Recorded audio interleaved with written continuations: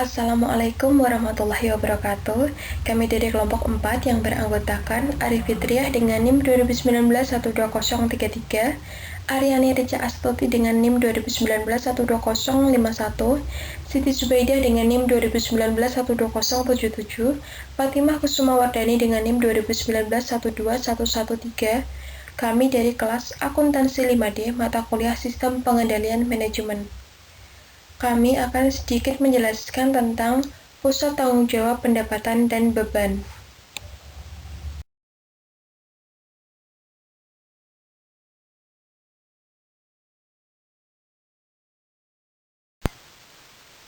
Selanjutnya saya akan menjelaskan tentang pusat tanggung jawab. Pusat tanggung jawab merupakan struktur sistem pengendalian dan pemberian tanggung jawab kepada subunit organisasi yang harus mencerminkan strategi organisasi. Pusat tanggung jawab juga merupakan organisasi yang dipimpin oleh seorang manajer yang bertanggung jawab terhadap aktivitas yang dilakukan. Pada hakikatnya, perusahaan merupakan sekumpulan pusat-pusat tanggung jawab yang masing-masing diwakili oleh sebuah kotak dalam bagan organisasi.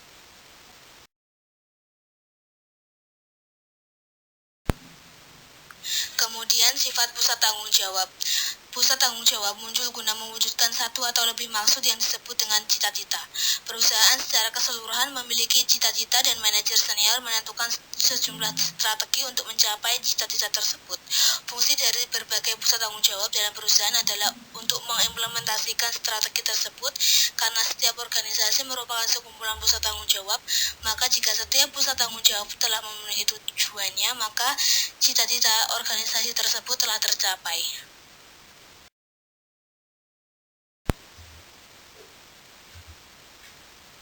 Selanjutnya, hubungan antara input dan output. Manajemen bertanggung jawab untuk memastikan hubungan yang optimal antara input dan output. Di sejumlah pusat tanggung jawab, hubungan itu bersifat timbal balik dan langsung, seperti di Departemen Produksi Input bahan baku menjadi bagian fisik dari barang jadi. Di sini pengendalian berfokus penggunaan input minimum yang dibutuhkan untuk memproduksi output yang diperlukan menurut spesifikasi dan standar mutu yang benar, tepat waktu, dan sesuai dengan yang diminta. Kemudian mengukur input dan output. Kebanyakan input yang digunakan oleh suatu pusat tanggung jawab dapat dinyatakan dalam ukuran-ukuran fisik seperti contohnya jam kerja, liter minyak, rem kertas, dan KWH listrik. Dalam sistem pengendalian manajemen, satuan-satuan kuantitas tersebut kemudian diterjemahkan ke satuan moneter atau uang. Nilai uang dari input tertentu biasanya dihitung dengan mengalihkan kuantitas fisik dengan harga per unit atau jumlah jam kerja dikalikan dengan tarif per jamnya. Jumlah moneter yang dihasilkan dari perhitungan tersebut disebut sebagai biaya. Jadi biaya adalah suatu ukuran moneter dari jumlah sumber daya yang digunakan oleh suatu pusat tanggung jawab.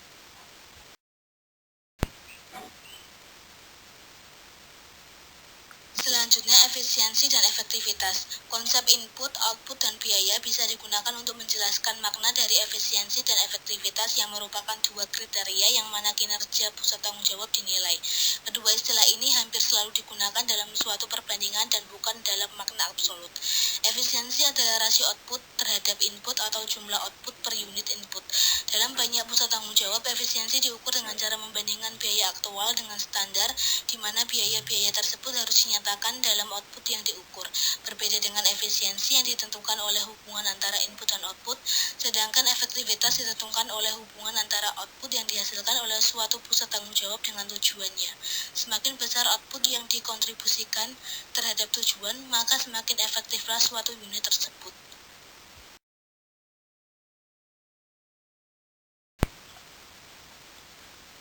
Efisiensi dan efektivitas berkaitan satu sama lain. Setiap pusat tanggung jawab harus efektif dan efisien, di mana organisasi harus mencapai tujuannya dengan cara yang optimal.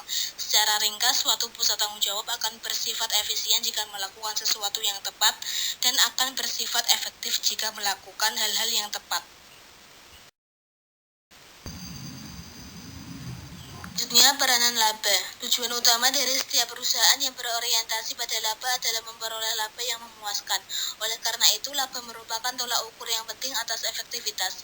Lebih lanjut lagi, karena laba merupakan selisih antara pendapatan dan biaya. Laba juga merupakan ukuran efisiensi. Dengan demikian, laba mengukur baik efektivitas maupun efisiensi. Kemudian jenis-jenis pusat tanggung jawab. Ada 4 jenis pusat tanggung jawab digolongkan menurut sifat input dan atau output moneter yang diukur untuk tujuan pengendalian, yakni pusat pendapatan, pusat beban, pusat laba, dan pusat investasi. Di pusat pendapatan, suatu output yaitu pendapatan diukur secara moneter, akan tetapi tidak ada upaya formal yang dilakukan untuk mengaitkan input yaitu beban atau biaya dengan output.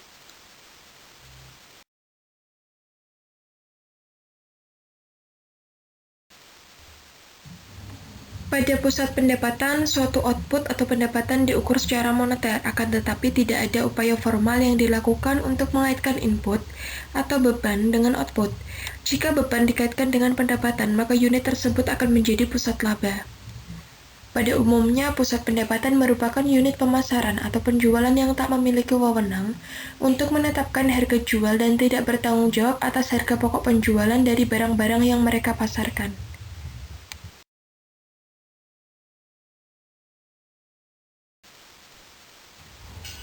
Pusat beban. Pusat beban adalah pusat tanggung jawab yang inputnya diukur secara moneter, namun outputnya tidak. Ada 2 jenis umum dari pusat beban, yaitu 1. Beban teknik, 2. Beban kebijakan.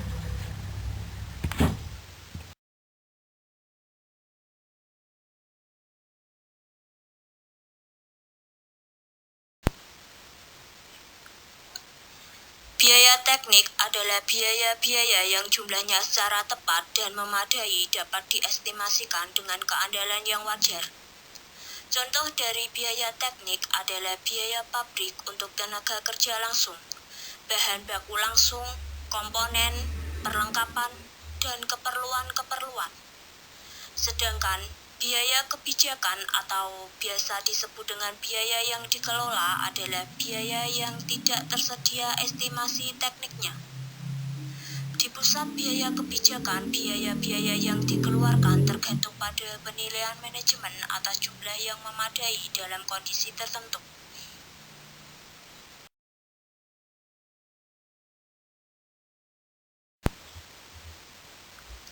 Yang pertama, pusat beban teknik. Pusat beban teknik memiliki ciri-ciri sebagai berikut. Yang pertama, input-inputnya dapat diukur secara moneter. Yang kedua, input-inputnya dapat diukur secara fisik.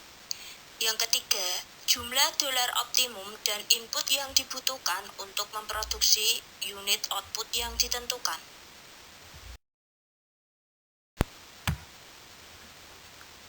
Selanjutnya, di suatu pusat beban teknik, output dikalikan dengan biaya standar dari setiap unit, mengukur biaya standar dari produk jadi. Selisih antara biaya teoritis dan biaya aktual mencerminkan efisiensi dari pusat beban yang sedang diukur.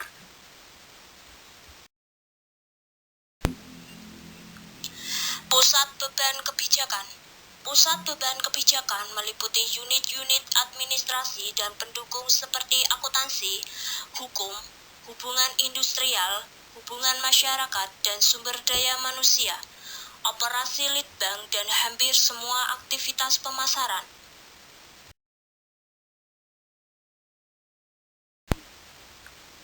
Ciri-ciri pengendalian umum. Yang pertama, penyusunan anggaran.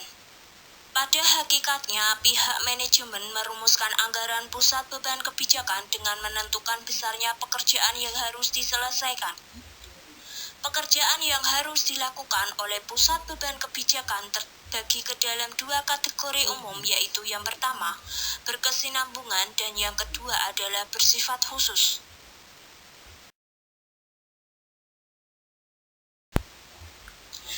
Pekerjaan yang berkesinambungan dilakukan secara konsisten dari tahun ke tahun seperti pembuatan laporan keuangan oleh kontroler perusahaan. Sementara pekerjaan khusus adalah proyek satu langkah sebagai contoh pengembangan dan penyusunan sistem pembuatan anggaran laba dalam sebuah divisi baru. Suatu teknik yang sering digunakan dalam membuat anggaran untuk pusat beban kebijakan disebut sebagai manajemen berdasarkan tujuan atau manajemen objektif, yaitu suatu proses formal di mana pembuat anggaran mengusulkan untuk menyelesaikan pekerjaan tertentu dan menyarankan ukuran yang akan dipakai dalam evaluasi kinerja. Anggaran inkremental. Dalam model ini, tingkat biaya sekarang dari pusat beban kebijakan dibagi sebagai titik awalnya. Jumlah ini disesuaikan dengan tingkat inflasi, perubahan-perubahan beban pekerjaan yang diantisipasi, pekerjaan khusus, dan jika datanya sudah tersedia biaya dari berbagai pekerjaan yang dapat dibandingkan dalam unit-unit yang sama.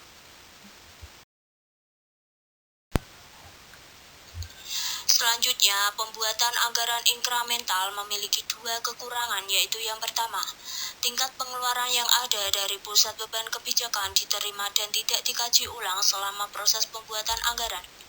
Yang kedua, para manajer pusat beban ini biasanya ingin meningkatkan tingkat pelayanan dan dengan demikian cenderung meminta tambahan sumber daya, yang jika dibuat secara kasus yang kuat biasanya akan disediakan.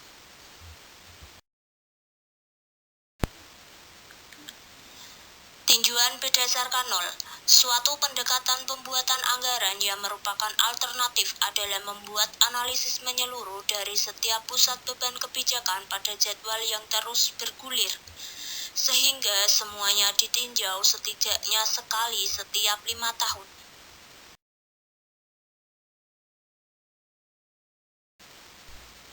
Variasi biaya. Tidak seperti dalam pusat beban teknik yang sangat dipengaruhi oleh perubahan volume jangka pendek, biaya dalam pusat beban kebijakan cukup terlindungi dari fluktuasi jangka pendek. Perbedaan ini berawal dari fakta bahwa untuk membuat anggaran untuk pusat beban kebijakan, para manajer cenderung untuk menyetujui perubahan yang terkait dengan perubahan volume penjualan yang diantisipasi. Jenis pengendalian keuangan. Tujuan utama dari pusat beban kebijakan adalah untuk mengendalikan biaya dengan melibatkan para manajer untuk berdiskusi tentang perencanaan dan tingkat usaha. Pengukuran kinerja. Tugas utama seorang manajer adalah mencapai output yang diinginkan dengan memperkirakan anggaran dengan tepat dan membelanjakan jumlah tersebut sesuai anggaran untuk mengerjakan hal yang dianggap memuaskan. Pusat administratif dan pendukung. Pusat administratif meliputi manajemen senior corporate dan manajemen unit bisnis, serta para manajer unit-unit pendukung. Sedangkan, pusat pendukung merupakan suatu unit-unit yang menyediakan layanan kepada pusat tanggung jawab. Permasalahan dalam pengendalian. Permasalahan dalam pengendalian atas beban administratif cukup sulit, dikarenakan adanya kesulitan dalam pengukuran output dan tidak adanya keselarasan cita-cita. Kesulitan dalam pengukuran. Beberapa aktivitas seperti perhitungan gaji yang dilakukan secara rutin pada kenyataannya merupakan pusat beban teknik. Tetapi, output utamanya adalah saran dan layanan yang merupakan fungsi yang tidak mungkin dikuantifikasi maupun dievaluasi. Karena output tidak mungkin dapat diukur, dan tidak mungkin untuk menetapkan standar biaya sebagai tolak ukur untuk pengukuran kinerja keuangan. Dengan demikian, varian anggaran tidak dapat diinterpretasikan sebagai gambaran dari kinerja yang efisien dan tidak efisien. Tidak adanya keselarasan cita-cita. Para manajer administratif berusaha keras untuk mencapai keunggulan fungsional. Sekilas keinginan tersebut akan tampak selaras dengan cita-cita perusahaan, tetapi pada kenyataannya hal tersebut sebagian besar bergantung pada bagaimana seseorang mengidentifikasikan keunggulan.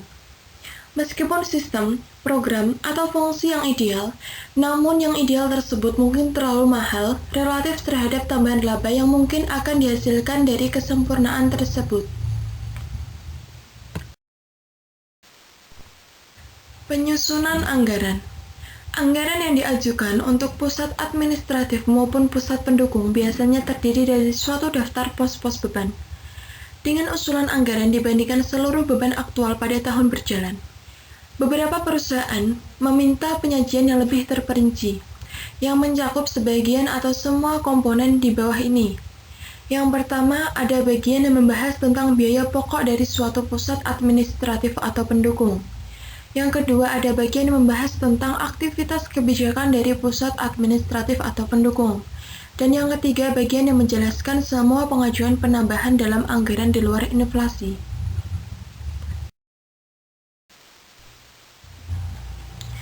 Pusat Penelitian dan Pengembangan. Permasalahan dalam pengendalian. Pengendalian terhadap pusat penelitian dan pengembangan akan menyajikan kesulitan tersendiri, terutama kesulitan dalam menghubungkan hasil yang diperoleh dengan input. Tidak adanya keselarasan. Kesulitan dalam menghubungkan hasil yang diperoleh dengan input. Beberapa dengan aktivitas administrasi, aktivitas litbang biasanya mempunyai hasil setengah berwujud dengan bentuk paten, produk-produk baru ataupun proses baru. Tetapi kaitan antara output dengan input sangat sukar untuk dinilai per tahun, karena produk akhir dari litbang biasanya melibatkan usaha selama bertahun-tahun.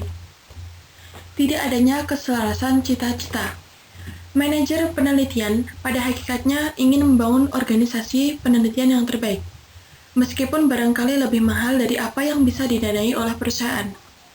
Masalah lainnya, yaitu beberapa karyawan di bidang penelitian kurang mempunyai pengetahuan serta ketertarikan mengenai bisnis dalam menentukan arah kebijakan dalam sektor penelitian secara optimal.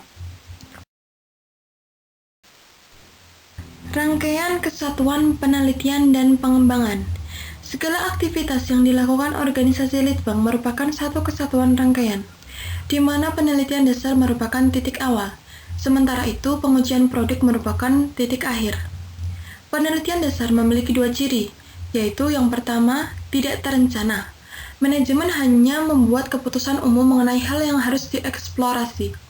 Yang kedua, sering terjadi tenggang waktu yang lama antara dimulainya penelitian dengan pengenalan produk baru yang berhasil. Karena sistem pengendalian keuangan memiliki sedikit nilai dalam mengelola berbagai aktivitas penelitian dasar, maka prosedur-prosedur alternatif sering diterapkan. Akan tetapi, untuk proyek-proyek yang melibatkan pengujian produk, mungkin untuk memperkirakan waktu dan kebutuhan keuangan tidak setepat untuk aktivitas produksi. Namun dengan akurasi yang memadai untuk memungkinkan perbandingan antara jumlah yang dianggarkan dengan jumlah aktual yang tercapai secara wajar.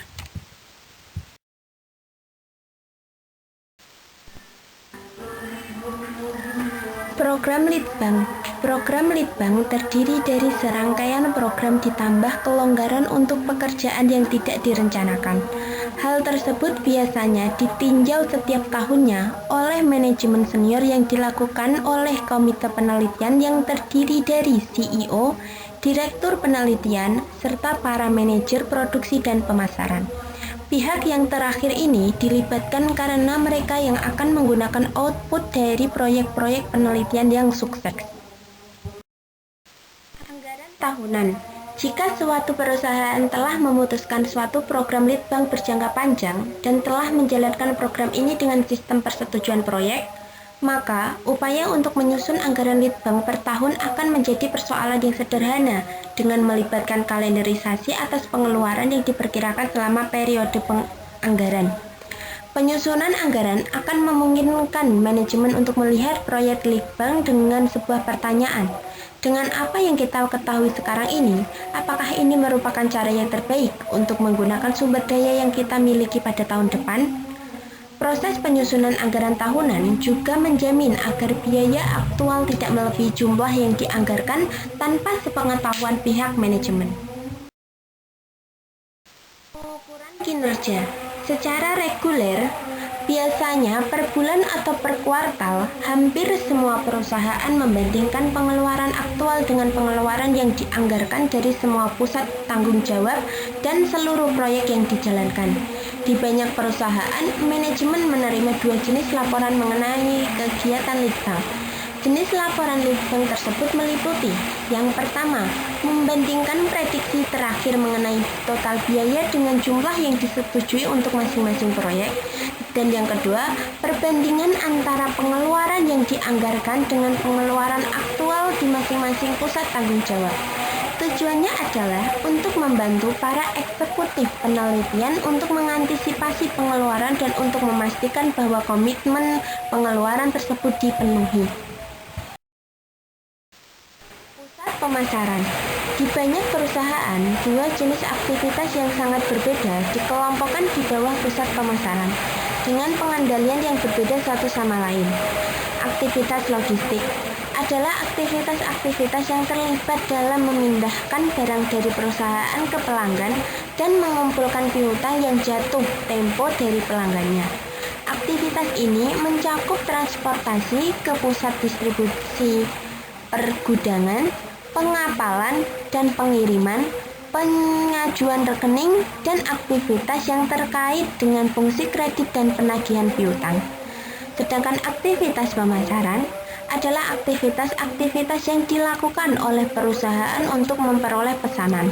Aktivitas ini meliputi uji pemasaran, pembentukan, pelatihan, dan pengawasan terhadap tenaga penjualan atau sales force, periklanan, dan promosi penjualan yang seluruhnya memiliki karakteristik yang menimbulkan permasalahan pengendalian manajemen.